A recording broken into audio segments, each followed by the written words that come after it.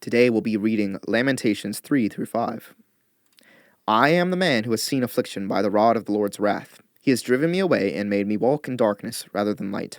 Indeed, he has turned his hand against me, again and again, all day long. He has made my skin and my flesh grow old, and has broken my bones. He has besieged me and surrounded me with bitterness and hardship. He has made me dwell in darkness like those long dead.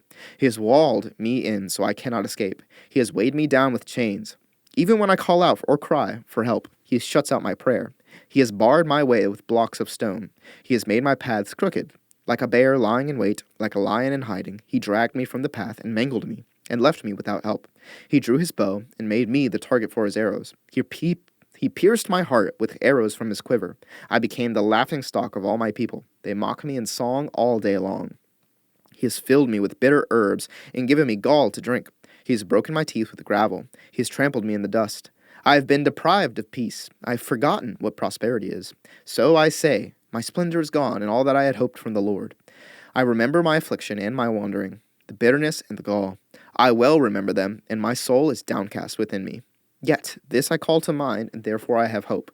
Because of the Lord's great love, we are not consumed, for his compassions never fail. They are new every morning. Great is your faithfulness. I say to myself, the Lord is my portion. Therefore I will wait for him. The Lord is good to those whose hope is in him, to the one who seeks him. It is good to wait quietly for the salvation of the Lord. It is good for a man to bear the yoke while he is young. Let him sit alone in silence, for the Lord has laid it on him. Let him bury his face in the dust. There may yet be hope. Let him offer his cheek to one who would strike him, and let him be filled with disgrace. For no one is cast off by the Lord forever. Though he brings grief, he will show compassion. So great is his unfailing love.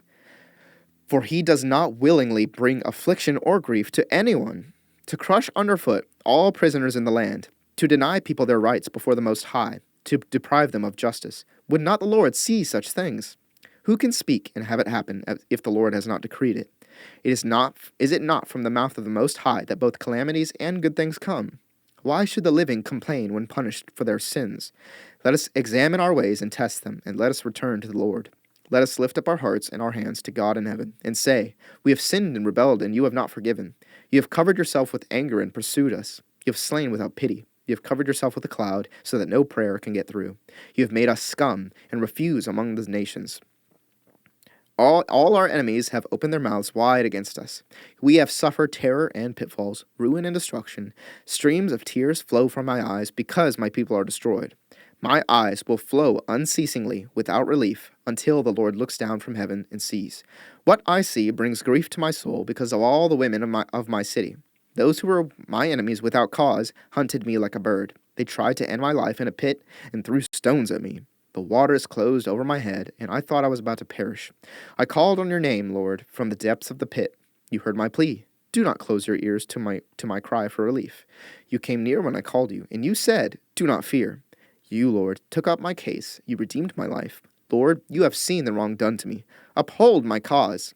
You've seen the depth of their vengeance, all their plots against me. Lord, you have heard their insults, all their plots against me. What my enemies whisper and mutter against me all day long. Look at them, sitting or standing. They mock me in their songs.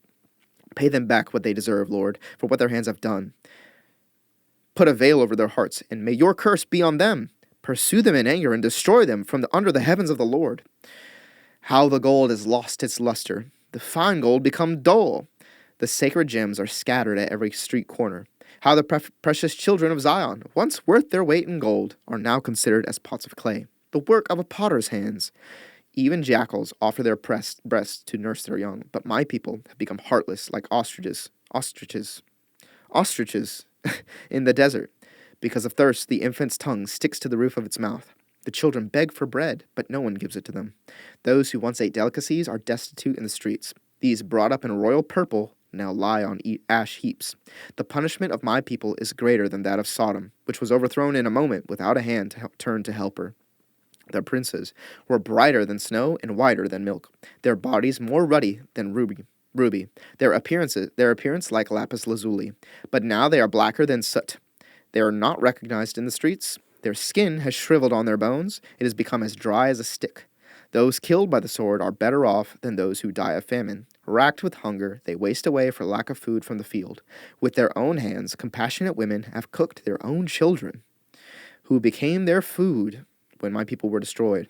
The Lord has given full vent to his wrath. He's poured out his fierce anger. He kindled a fire in Zion that consumed her foundations. The kings of the earth did not believe, nor did any of the peoples of the world, that enemies and foes could enter the gates of Jerusalem.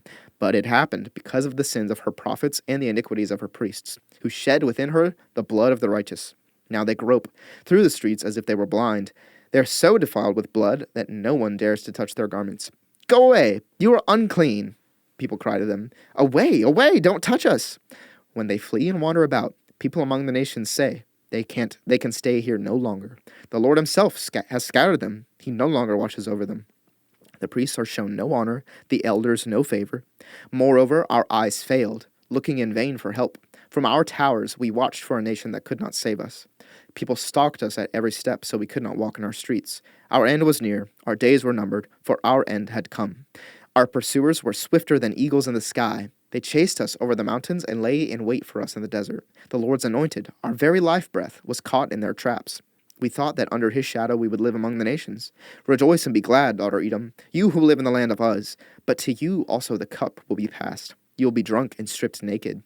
Your punishment will end, daughter Zion. He will not prolong your exile, but he will punish your sin, daughter Edom, and expose your wickedness. Remember, Lord, what has happened to us. Look and see our disgrace. Our inheritance has been turned over to strangers, our homes to foreigners. We have become fatherless. Our mothers are widows. We must buy the water we drink. Our wood can be had only at a price. Those who pursue us are at our heels. We are weary and find no rest. We submitted to Egypt and Assyria to get enough bread. Our ancestors sinned and are no more, and we bear their punishment. Slaves rule over us, and there is no one to free us from their hands.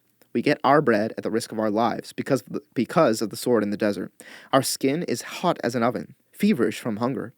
Women have been violated in Zion, and virgins in the towns of Judah. Princes have been hung up by their hands. Elders are shown no respect. Young men toil at the millstones. Boys stagger under loads of wood. The elders are gone from the city gate. The young men have stopped their music. Joy is gone from our hearts. Our dancing has turned to mourning. The crown has fallen from our head. Woe to us, for we have sinned. Because of this, our hearts are faint. Because of these things, our eyes grow dim. For Mount Zion, which lies desolate, with jackals prowling over it. You, Lord, reign forever. Your throne endures from generation to generation. Why do you always forget us? Why do you forsake us so long? Restore us to yourself, Lord, that we may return. Renew our days as of old, unless you have utterly rejected us and are angry with us beyond measure.